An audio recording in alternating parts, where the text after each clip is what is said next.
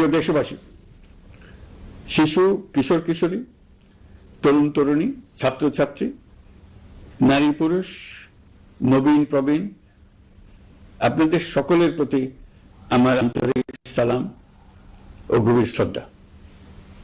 আসসালামু আলাইকুম। শুরুতেই আমি দেশের সবাইকে শুভেচ্ছা জানাচ্ছি। দীর্ঘ 17 বছর পর একটি উৎসব মুখর, অংশগ্রহণমূলক ও শান্তিপূর্ণ জাতীয় নির্বাচন সফলভাবে সম্পন্ন করার জন্য এই নির্বাচনের মাধ্যমে জনগণ, ভোটার, রাজনৈতিক দল, প্রার্থী, নির্বাচন সংশ্লিষ্ট প্রতিষ্ঠান ও আইনশৃঙ্খলা বাহিনী সম্মিলিতভাবে একটি প্রশংসনীয় নজির সৃষ্টি করেছে। ভবিষ্যতে বাংলাদেশের নির্বাচন কেমন হওয়া উচিত, এই নির্বাচন তার একটি উৎকৃষ্ট উদাহরণ হয়ে থাকবে। প্রিয় দেশবাসী, বিগত 18 মাস আমার উপর অর্পিত দায়িত্ব নিষ্ঠার সাথে পালন শেষে একটি নির্বাচিত সরকারের কাছে দায়িত্ব হস্তান্তরের প্রাক্কালে অন্তর্বর্তী সরকারের প্রধান উপদেষ্টা হিসেবে আজ আমি আপনাদের কাছ থেকে বিদায় নেবার জন্য উপস্থিত হয়েছি। আজ বিদায়ের দিনে 5ই আগস্টের কথা স্মরণ করে আপনাদের কিছু কথা বলবো। কি মহা মুক্তির দিন ছিল সেদিনটি, সে কি আনন্দের দিন। বাংলাদেশিরা দেশে বিদেশে যে যেখানে ছিল আনন্দে চোখের পানি ফেলেছিল। দৈত্যের গ্রাস থেকে তরুণ ছাত্রছাত্রীরা দেশকে বের করে এনেছে, দেশ মুক্ত হয়েছে। কিন্তু দেশ সম্পূর্ণ অচল। এই অচল দেশটিকে কিভাবে সচল করা যাবে সেটা ছিল সবার মনে। অভ্যুত্থানের ছাত্র নেতারা ঠিক করলো দেশকে সচল করার জন্য একটি সরকার লাগবে। সরকার গঠন ও চালাবার জন্য তারা আমাকে খবর দিল। আমি তখন বিদেশে, আমি দায়িত্ব নিতে রাজি না। তারা জাতির প্রতি কর্তব্য পালনের কথা বলে আমাকে রাজি করালো। 18 মাস পর এখন আমার যাওয়ার পালা। আমি আজ আমার কাজ হতে বিদায় নিতে আপনাদের সামনে এসেছি। আমাদের প্রথম কাজ ছিল দেশকে সচল করা। এটি ছিল সবচেয়ে কঠিন কাজ। যারা দেশকে লুটে পুটে খেত তারাই দেশের এই যন্ত্র চালাতো। তাদের একান্ত অনুগত লোকজন নিয়ে অভ্যুত্থানের সঙ্গে সঙ্গে সবাই পালিয়ে গেছে। বড় কর্তা পালিয়ে গেছে, মাঝারি কর্তা পালিয়ে গেছে, অন্যরা ভোল পাল্টিয়েছে অথবা আত্মগোপনে চলে গেছে। কেউ নানা জনের সুপারিশ নিয়ে আসছে, তারা অভ্যুত্থানের গোপন সৈনিক ইত্যাদি। সরকারের ভেতর যারা পালিয়ে যাননি তাদের মধ্যে কাকে বিশ্বাস করবেন, কাকে বিশ্বাস করবেন না, এটি মহাসংকট হয়ে দাঁড়ালো। যতই মৃতদেহের অঙ্গ প্রত্যঙ্গবিহীন দেহের সন্ধান আসছিল ততই তারা চিহ্নিত হচ্ছিল। সেই থেকে 18 মাস চলে গেছে। অবশেষে 12ই ফেব্রুয়ারি আসলো। 1.5 যুগ পরে দেশে একটি জাতীয় নির্বাচন এবং ব্যাপক সাংবিধানিক পরিবর্তনের জন্য সর্বসম্মত জুলাই সনদের উপর গণভোট অনুষ্ঠান হলো। এই নির্বাচনে উৎসব মুখর পরিবেশ, দেশের সর্বত্র একটা ঈদের পরিবেশ ছিল যা আমাদের ইতিহাসে স্মরণীয় হয়ে থাকবে। এই প্রতিদ্বন্দ্বিতামূলক নির্বাচনে যারা জয়ী হয়েছেন তাদের আমি অভিনন্দন জানাচ্ছি। যারা পরাজিত হয়েছেন তাদেরকেও আমি অভিনন্দন জানাচ্ছি। হার জিতই হলো গণতন্ত্রের সৌন্দর্য। যারা জয়ী হয়েছেন তারা মোট ভোটের প্রায় অর্ধেক পেয়েছেন। যারা জয়ী হতে পারেননি তারাও মোট ভোটের অর্ধেক পেয়েছেন। যারা জয়ী হতে পারেননি তারা এই জেনে আশ্বস্ত হবেন যে প্রায় অর্ধেক ভোটার আপনাদের উপর আস্থা রেখেছে। আগামী দিন নতুন সরকার দায়িত্ব গ্রহণ করবে। এর মাধ্যমে আমাদের 18 মাসের দায়িত্বের সমাপ্তি হবে। 24শে জুলাই মাসে বাংলাদেশের মানুষ এক অভূতপূর্ব অভ্যুত্থানের মধ্য দিয়ে তাদের মুক্তি, আকাঙ্ক্ষা ও মর্যাদার দাবি উচ্চারণ করেছিল। সেই সময় দেশ একটি গভীর রাজনৈতিক, অর্থনৈতিক, প্রাতিষ্ঠানিক ও মানবিক সংকটে নিপতিত ছিল। রাষ্ট্রযন্ত্রের উপর মানুষ আস্থা হারিয়ে ফেলেছিল। গণতন্ত্র হয়েছিল ধূলিসাৎ, ভবিষ্যৎ ছিল অনিশ্চিত। ঠিক সেই সংকটময় সময়ে আমাকে আহ্বান জানানো হয়েছিল একটি লক্ষ্য সামনে রেখে বাংলাদেশকে আবার স্বাভাবিক জীবনে ফেরানোর জন্য 3টি দায়িত্ব দেওয়া হয়েছিল: সংস্কার, বিচার এবং নির্বাচন। আমি ও আমার সহকর্মীরা সবাই আমরা সেই অঙ্গীকার রক্ষার চেষ্টা করে গেছি। কোথায় কতটুকু সাফল্য অর্জন করতে পেরেছি, কোথায় ব্যর্থ হয়েছি, সে বিচারের ভার আপনাদের উপর থাকলো। আমাদের প্রচেষ্টায় কোনো ঘাটতি ছিল না। আমরা মানবতা বিরোধী অপরাধ, দুর্নীতি ও অনিয়মের বিচার প্রক্রিয়াকে রাজনীতি ও প্রতিশোধের ঊর্ধ্বে রেখেছি।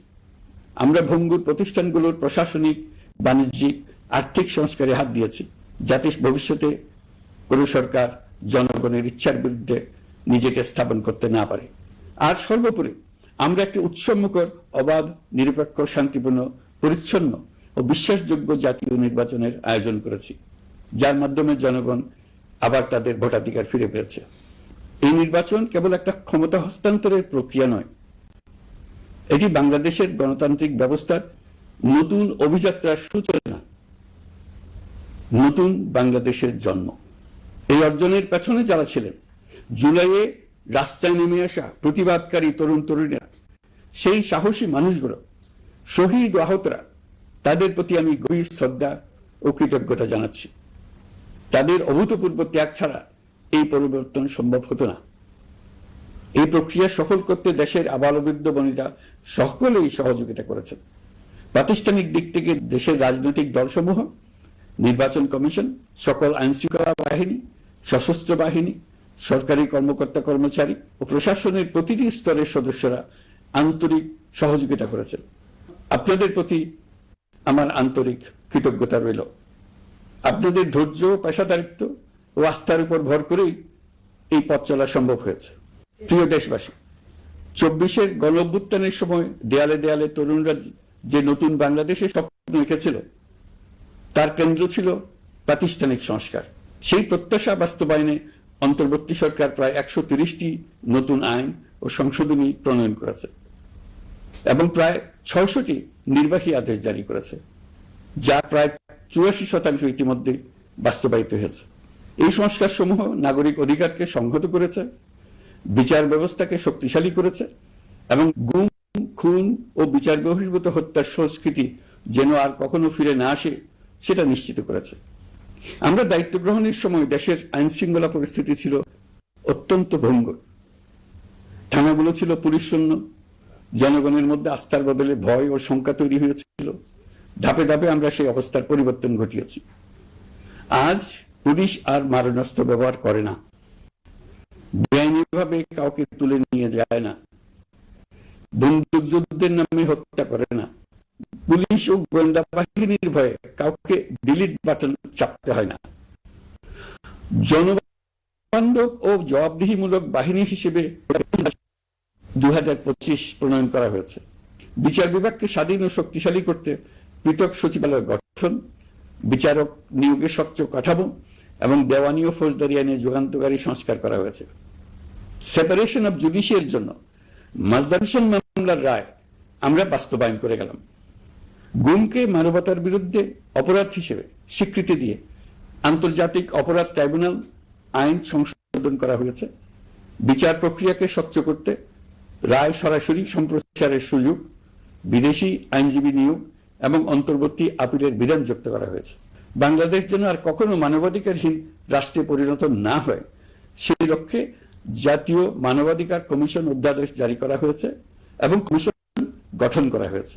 প্রিয় দেশবাসী, একটি সমাজ তখনই উন্নত হয় যখন তার নারীরা নিরাপদ, সম্মানিত ও সমান অধিকার প্রাপ্ত।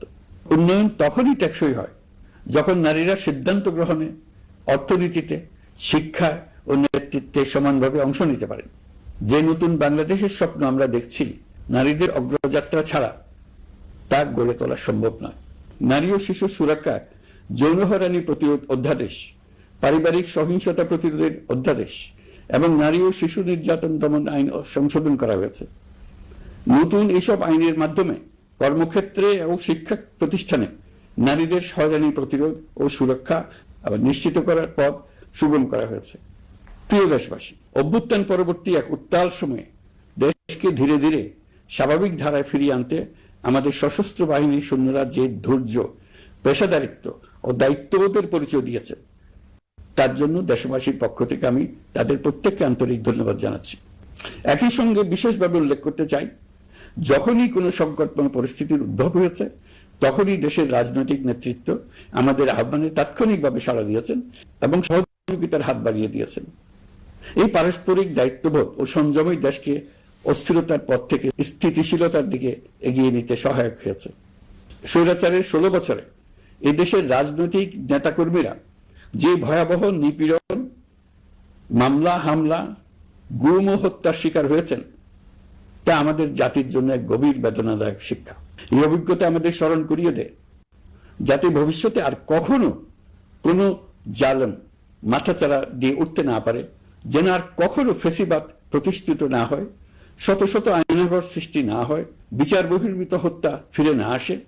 সেই জন্য কেবল রাজনৈতিক অঙ্গীকারই যথেষ্ট নয়, প্রয়োজন ন্যায় বিচার নিশ্চিত করার লক্ষ্যে বিচার ব্যবস্থা ও রাষ্ট্রীয় কাঠামোর মৌলিক ও গভীর সংস্কার। এই উপলব্ধি থেকেই অন্তর্বর্তী সরকার তার সংস্কার কর্মসূচিকে সর্বোচ্চ অগ্রাধিকার দিয়েছে। প্রিয় দেশবাসী, ফ্যাসিস্ট সরকারের 16 বছরের নিপীড়ন ও জুলাইয়ের রক্তাক্ত স্মৃতি এখনো আমাদের মাঝে তাজা হয়ে আছে। যারা ভয়াবহ নিপীড়ন ও নির্যাতন চালিয়েছে তাদের বিচার করা এবং যেন আর কেউ এ ধরনের দুঃশাসন কায়েম করতে না পারে সেটা নিশ্চিত করা আমাদের গুরু দায়িত্ব। বিচার একটা চলমান প্রক্রিয়া। একাধিক ট্রাইব্যুনাল বর্তমানে সক্রিয়ভাবে কাজ করছে। ইতিমধ্যে একাধিক মামলার রায় ঘোষণা হয়েছে। আন্তর্জাতিক অপরাধ ট্রাইব্যুনালে ফেসিবাদের সময় দেশে যে গুমের সংস্কৃতি গড়ে উঠেছিল সেই ভয়াবহ মানবাধিকার লঙ্ঘনের বিচারও শুরু হয়েছে। বেশ কিছু মামলার বিচারিক কার্যক্রম এখন শেষের পথে। আমরা আশা করছি আগামী দিনগুলোতেও বিচারিক প্রক্রিয়া অত্যন্ত নিরপেক্ষ ও স্বচ্ছতার সঙ্গে এগিয়ে যাবে। প্রিয় দেশবাসী, অন্তর্বর্তী সরকারের সবচেয়ে বড় অর্জন জুলাই সনদ, যার ভিত্তিতে গণভোটে বিপুল সংখ্যাগরিষ্ঠতা তা বাস্তবায়নের সিদ্ধান্ত দিয়েছে দেশের মানুষ। জুলাই সনদের বাস্তবায়ন হলে ফেসিবাদ ফিরে আসার পথগুলো চিরতরে বন্ধ হয়ে যাবে।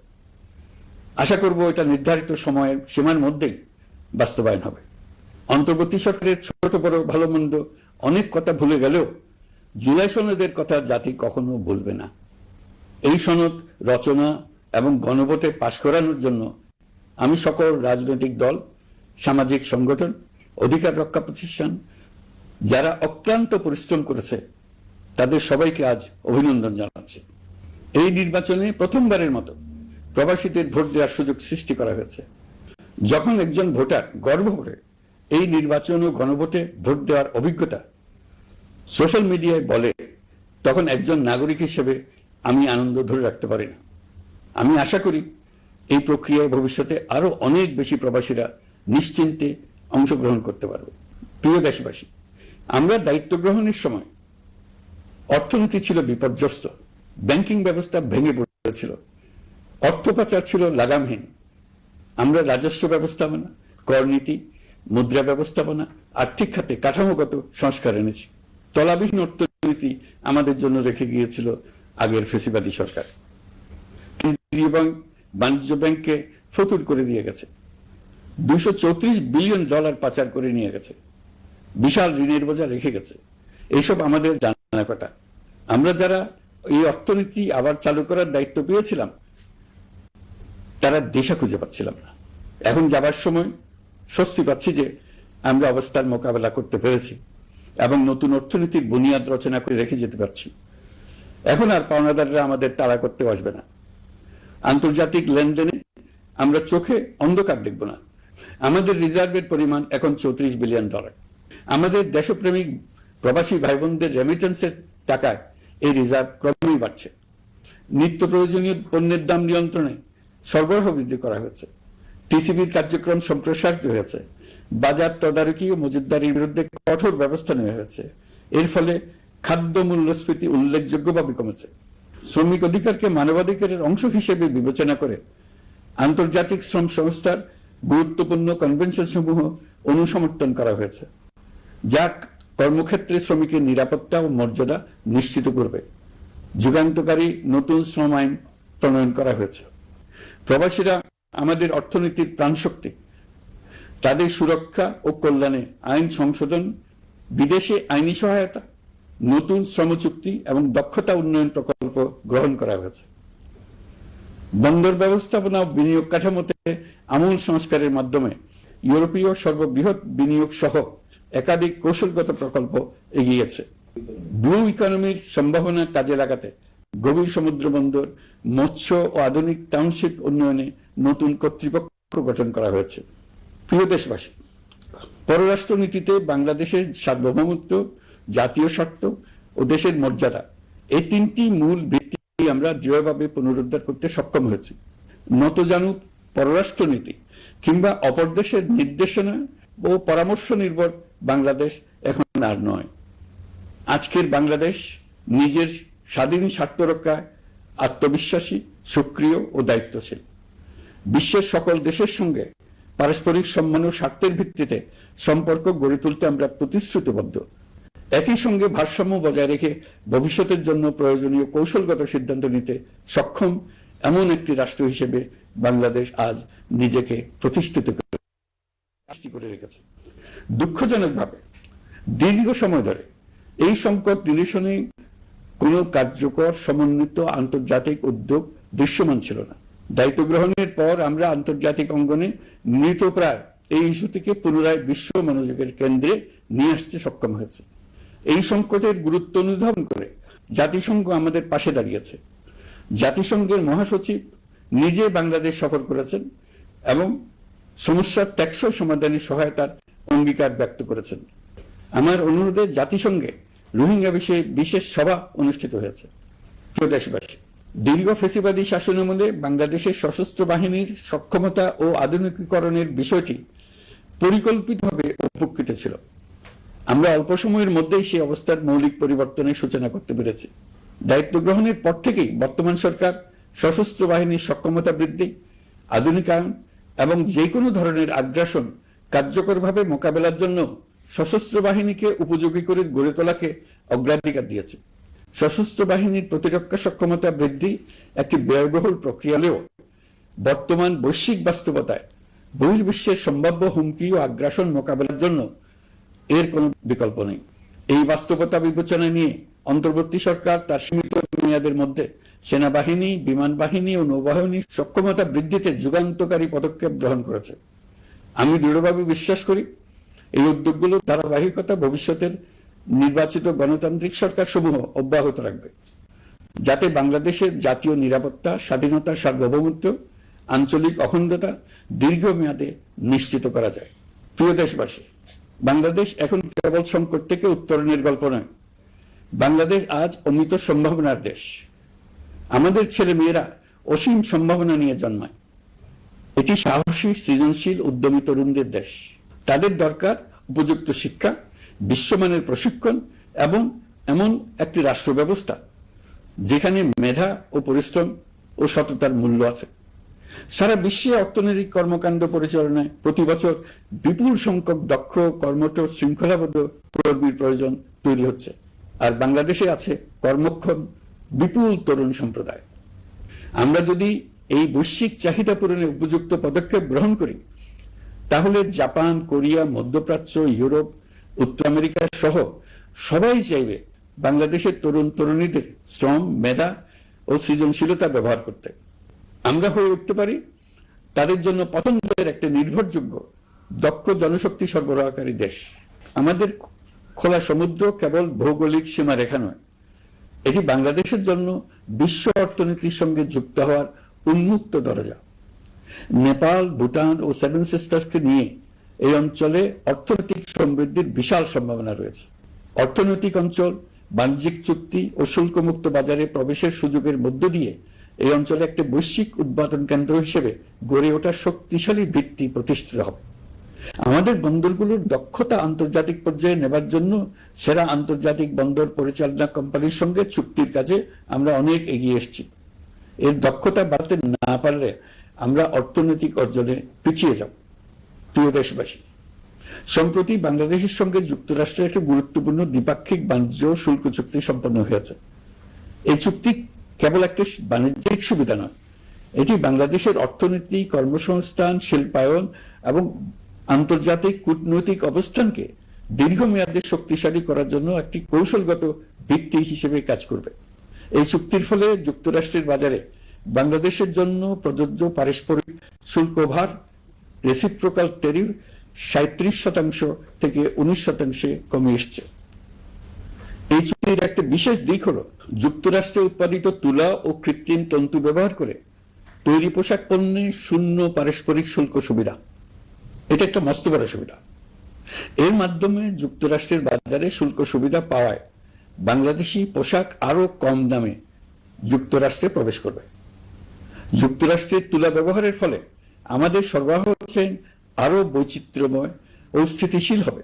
এটি বাংলাদেশের পোশাক শিল্পকে উচ্চ মূল্যের ও উন্নত মানের পণ্যের দিকে অগ্রসর হওয়ার সুযোগ করে দেবে। প্রিয় দেশবাসী, বাংলাদেশের অর্থনৈতিক ভবিষ্যৎ টেকসই, বৈচিত্র্যময় ও প্রযুক্তি নির্ভর করার লক্ষ্যে জাপানের সঙ্গে সম্পাদিত অর্থনৈতিক অংশীদারিত্ব চুক্তি একটি ঐতিহাসিক ও কৌশলগত অগ্রগতি। এই অংশীদারিত্বের একটি গুরুত্বপূর্ণ সুফল হল উৎপাদন ও রপ্তানির বহুমুখীকরণ। জাপানের সঙ্গে সহযোগিতার ফলে অটোমোবাইল যন্ত্রাংশ, ইলেকট্রনিক্স, রেলওয়ে সরঞ্জাম, গ্রিন টেকনোলজি এবং উচ্চ মূল্যের শিল্পপণ্যে বাংলাদেশ ধাপে ধাপে যুক্ত হতে পারবে। এতে আমাদের ঝুঁকি কমবে এবং বৈশ্বিক বাজারে বাংলাদেশের অবস্থান আরো শক্তিশালী হবে। পৃথিবীর শিল্পোন্নত দেশগুলো আমাদের দেশে বিনিয়োগ করবে শুধু জাপানে শুল্কমুক্ত রপ্তানির সুবিধা গ্রহণ করার জন্য। প্রিয় দেশবাসী, আমরা চীনের সাথে আমাদের উন্নয়ন সহযোগিতা গভীরতর করেছে। গত বছর মার্চে বেজিং এ চীনের প্রেসিডেন্ট শি জিনপিং এর সাথে বৈঠকে আমরা দুদেশের মধ্যকার কৌশলগত অংশীদারিত্বকে নতুন পর্যায়ে উন্নীত করার প্রত্যয় ব্যক্ত করেছে। ইতিমধ্যে তিস্তা নদীর সামগ্রিক ব্যবস্থাপনা ও পুনর্বাসন প্রকল্পের বিষয়ে উল্লেখযোগ্য অগ্রগতি হয়েছে। নীলফামারীতে 1000 শয্যার একটি আন্তর্জাতিক মানের হাসপাতাল তৈরিতে দুদেশ একমত হয়েছে। এই কাজটি আমরা এগিয়ে নিতে পেরেছি। আমরা এমন একটি বাংলাদেশ গড়ে তুলতে চাই যে বাংলাদেশ শুধু স্বল্প মূল্যের শ্রমনির্ভর অর্থনীতি নয়, বরং দক্ষতা ও প্রযুক্তি ও মূল্য সংযোজন ভিত্তিক অর্থনীতিতে রূপান্তরিত হবে। তবে আমি স্পষ্টভাবে বলতে চাই, এই সম্ভাবনা বাস্তবে রূপান্তরিত হলে 3টি বিষয়ের কোনো বিকল্প নেই: শিক্ষা, প্রশিক্ষণ এবং সততা। অতীতে রাষ্ট্রীয় ব্যবস্থাপনায় সীমাহীন দুর্নীতি, অসততা, অনিয়ম ও জালিয়াতিকে উৎসাহিত করা হয়েছিল। সেই সংস্কৃতি আমাদের পেছনে টেনে রেখেছিল, আমাদের বিশ্বাসযোগ্যতা ক্ষুণ্ণ করেছিল। নতুন বাংলাদেশকে সেই পথ থেকে সরে আসতে হবে। আমাদেরকে প্রতিজ্ঞাবদ্ধ হতে হবে নিয়ম মানায়, প্রতিশ্রুতি রক্ষা, মান বজায় রাখা, রাষ্ট্রের প্রতিটি স্তরকে দুর্নীতিমুক্ত করায়, স্বচ্ছতা ও দায়বদ্ধতা নিশ্চিত করা। প্রিয় দেশবাসী, আমরা শূন্য থেকে শুরু করিনি, শুরু করেছি মাইনাস থেকে। ধ্বংসস্তূপ পরিষ্কার করে প্রতিষ্ঠান দাঁড় করিয়ে তারপরে সংস্কারের পথ ধরেছে। আজ অন্তর্বর্তী সরকার বিদায় দিচ্ছে, কিন্তু গণতন্ত্র, জবাবদিহিতা, বাক স্বাধীনতা, অধিকার চর্চার যে ধারা শুরু হয়েছে তা যেন কখনো থেমে না যায়। আমরা রাষ্ট্রীয় দায়িত্ব ছেড়ে গেলেও নতুন বাংলাদেশ গড়ার সার্বিক দায়িত্ব আমার, আপনার, আমাদের সবার। আমাদের সকলের দায়িত্ব দেশকে সত্যিকারের গণতন্ত্র হিসেবে পরিস্ফুটিত করা। জুলাই গণঅভ্যুত্থান আমাদের জন্য এই দরজা খুলে দিয়েছে।